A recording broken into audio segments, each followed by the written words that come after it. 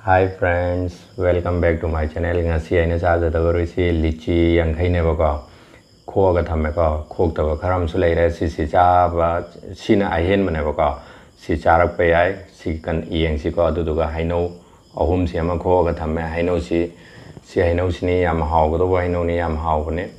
aduduga mango juice amaga watermelon ga tarboos hai tareko si gani adu lichi si chilina Kharna high करम मखल की high no high बदो सिने आइने young हंजेरे सिने सिलिची नि को SIAM हाउबने अदो हौजरगे chilli now ma'am सिंग हौजद्रिंगे दा आइगे video सिबु enjoy तो बिरगदी subscribe तो बिरमु लाइक कमेंट शेयर सु तो बिरमु दो याम सु साइ को माइ सि हुमांग याम साउगनी आई फैन थादे सिदा वीडियो सिनम बै दमकता आई फैन थादे खोंजेन बेरा गानेना अदो हौजरगे चिली नाउ हौबसी आई लीची दे ओइना हौरगे को लीची सिनी को चिली नाउ मैम सिंग सी तौरगा खोपने बको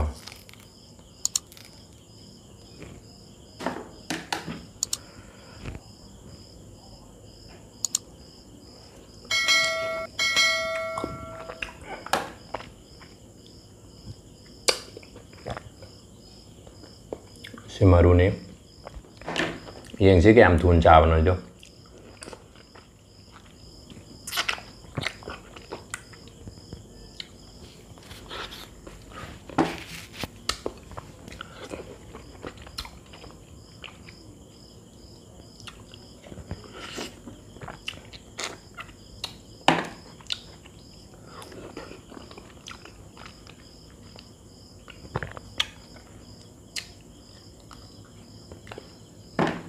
मरु यावरमद्रदि नुंगाइगदबने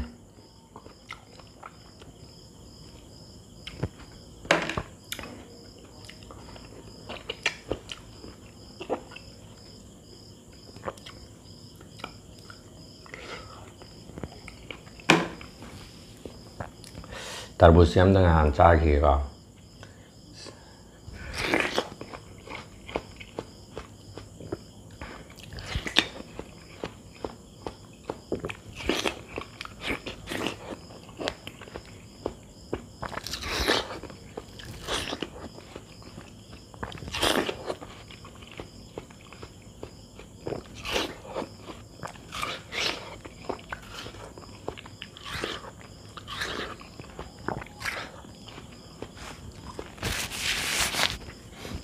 हुमांग याम चावे चिली नाउ मैम सिंग आइगी फेस से फजना हुमांग मरी थोगम गनी चिली नाउ मैम सिंग सी इग्नोर तो बियो याम चावना तो गनी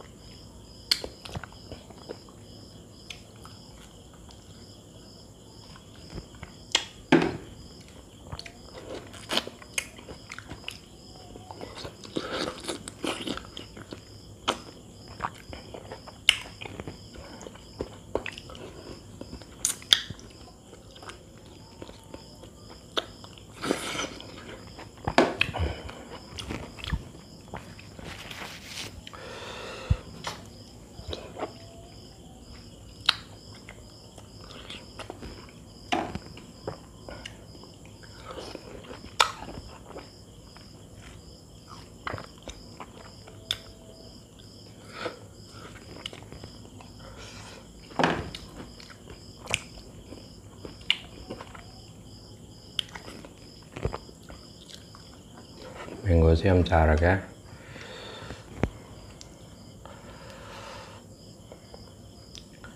सिनी चिली नाउ मैम सिंग याम जूसी होइगा हौरगे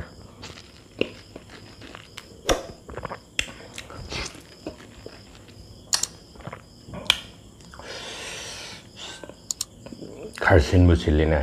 थुंगद्रा खलगा थुमदे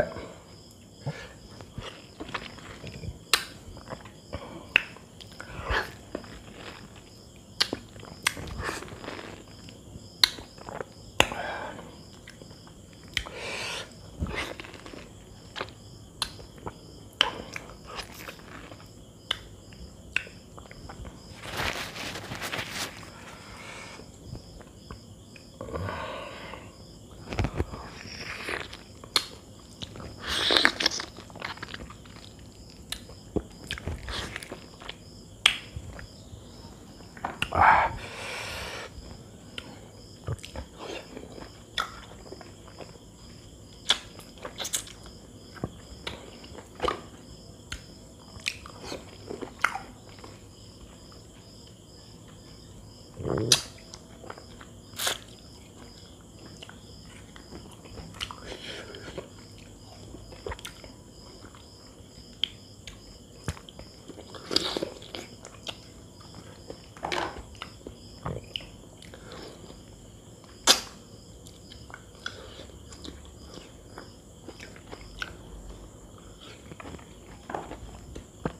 ิลิจิซิยามทุนไอ้คนมันนี่พูดได้ให้ข้ากุมันเนี่ยบอกว่าซีซันยามทุนนั่นรวยบ่ายามนุมิตมังอาตานี่ก็ต้องจัดไปปวดเนี่ยบอกว่าไอ้หาในเองมันเนี่ยหาในโลบเนี่ยบอกว่าตัวดับงาซีเองบอกกันน้ำมันแม่มั่มทางแม่เคยกันว่าบอกกันนุมิตนี่นี่ผมนี่ต้องรวยแล้วเนี่ยให้ประมาณนั้น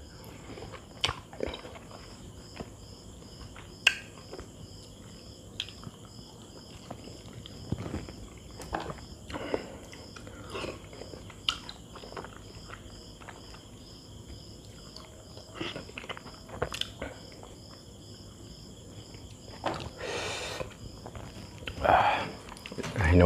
จูสนี่สิ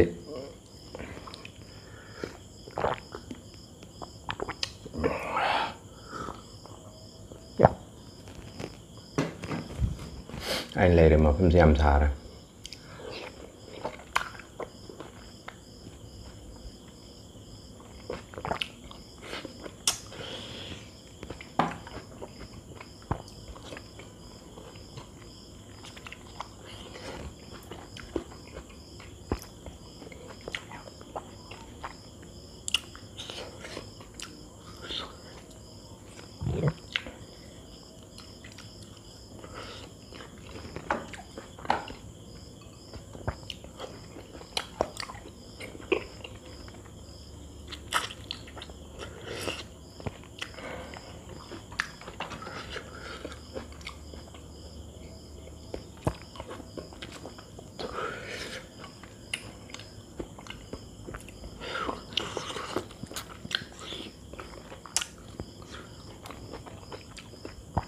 ไฮโนมันก็จะก็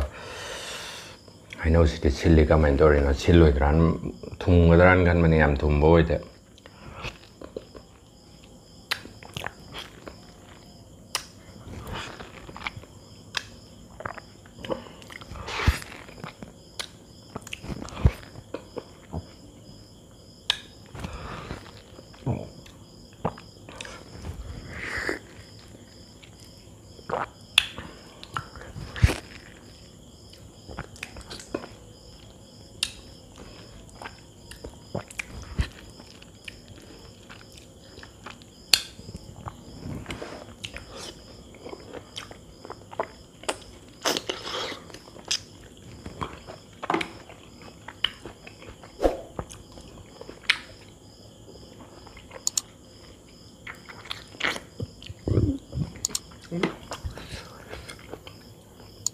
ไฮโนมันสิกระชากอะไรกัน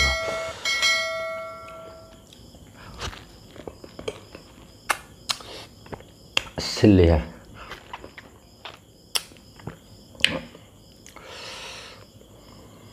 ชิลลี่ทุ่งกันนะปะก็มูรกตัวรักชาอะไรสิละกันเนี่ย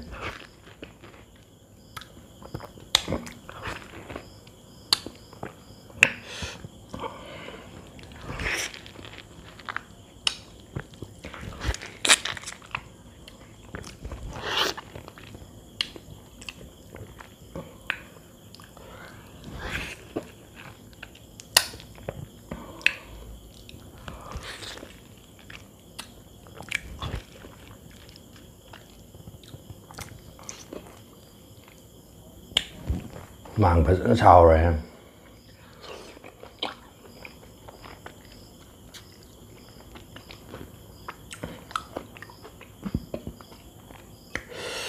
ปุกตะแล้วภาษาน่ะ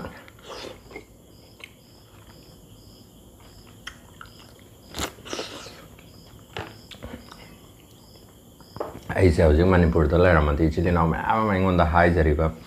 ปุ่นชิปุ่นแชร์งไว้ตัวภาษาปุ่นไม่เอาเนี่ยวิดีโอปุ่นนั้นไม่น่าเอาเนี่ย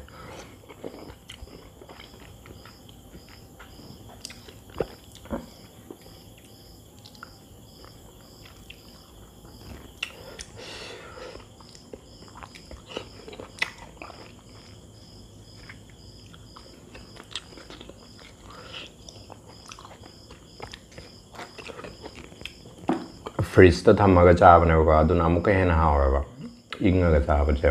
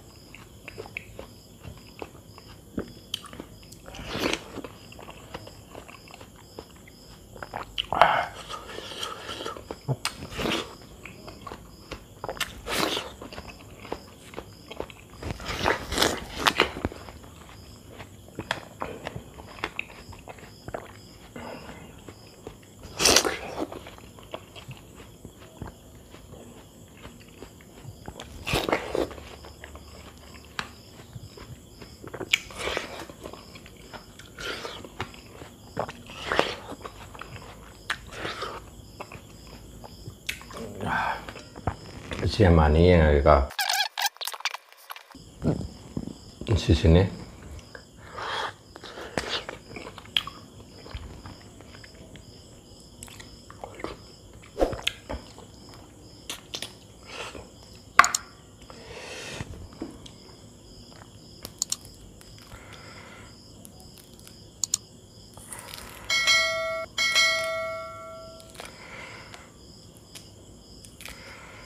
ꯁꯤ ꯂꯩꯖꯔꯦ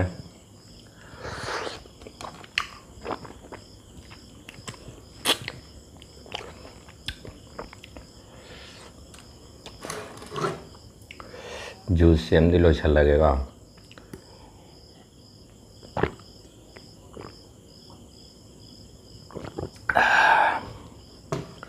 ꯏꯂꯤꯅꯥꯎ ꯉꯁꯤꯒꯤꯗꯤ ꯃꯇꯥꯡ ꯑꯁꯤꯗ ꯕꯥꯏ